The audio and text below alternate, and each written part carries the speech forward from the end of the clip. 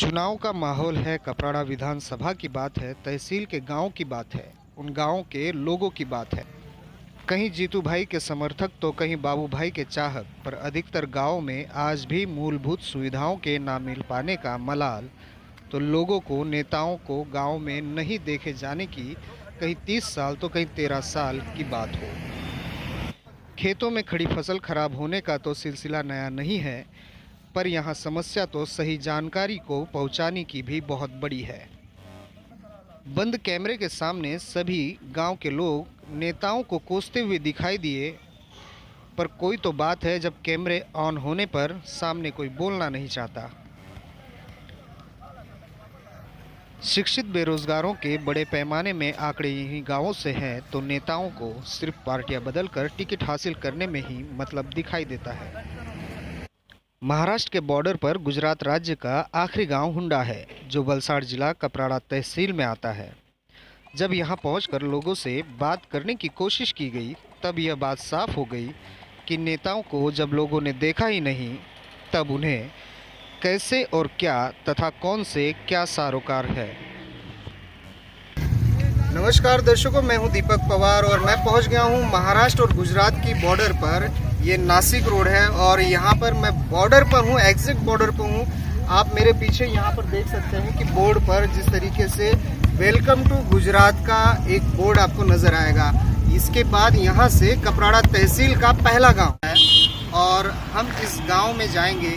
हम इन गांव के लोगों से पूछेंगे कि इन्हें सरकार की कितनी योजनाओं का इन्हें फायदा नहीं मिला है, या जो चुने गए जनप्रतिनिधि है उन्होंने इनके लिए अब तक क्या काम किए हैं। इसलिए ऐसा बोल रहा हूँ कि टिकट अब भी वो बड़े लोगों के साथ भी टिकट मिलती थी, अभी वो आदिवासी का वो आदमी है ऐसा करके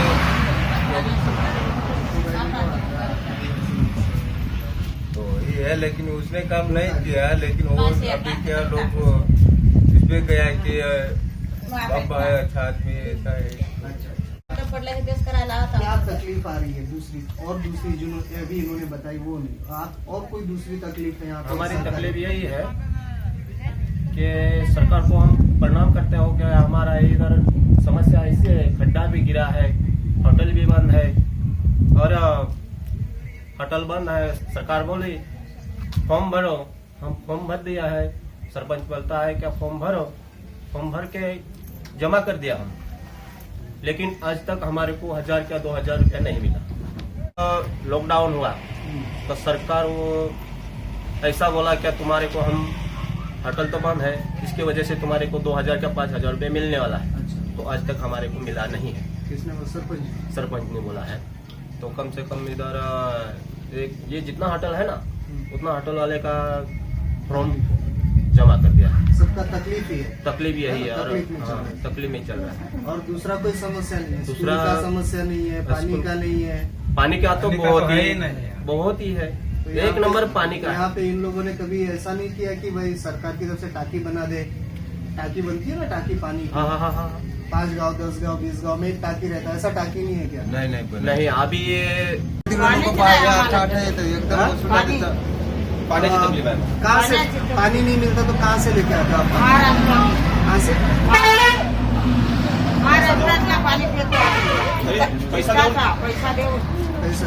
टैंकर से लाना पड़ता है।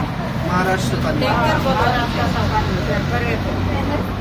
आप कितने सालों से इधर रहते हो? 30-35 तब से पानी नहीं है।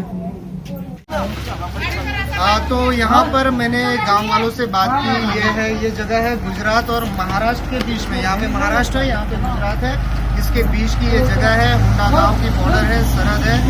ये गांव कपराड़ा तहसील में आता है, जो वलसाड़ जिले के अंतर्गत गुजरात में है। यहाँ पर मैं आया और मैंने देखा कि इस जगह पर जो बसते हैं लोग, उनकी काफी कुछ समस्याएं हैं, पर अब तक यहाँ इनकी आवाज उठाने के लिए कोई पहुंचा नहीं है।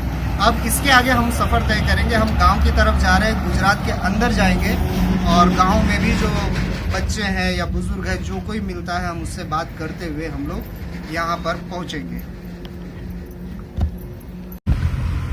गांव में तो सब कुछ तो हमारे तो मगर वो खाली खेती की समस्या, वो प्रॉब्लम है हमारा। जो खेती आती है बाकी सारी चीजें सही है। हाँ, सही है। शिक्षा- और शिक्षा विक्षा सही है, वही तो लॉकडाउन में सब अब बंद ही है। अच्छा, अभी क्या समस्या आ रही है आपको? अभी तो कुछ नहीं, हमारे तो यही है। अभी ये बारिश आ रही है, हाँ, बारिश है वो हमारे नुकसान हो रही है। किस चीज़ का नुकसान? वो भात नकली भरे सब खेती का हमारा जो पका हुआ है वो भी अभी नुकसान हो रहा है।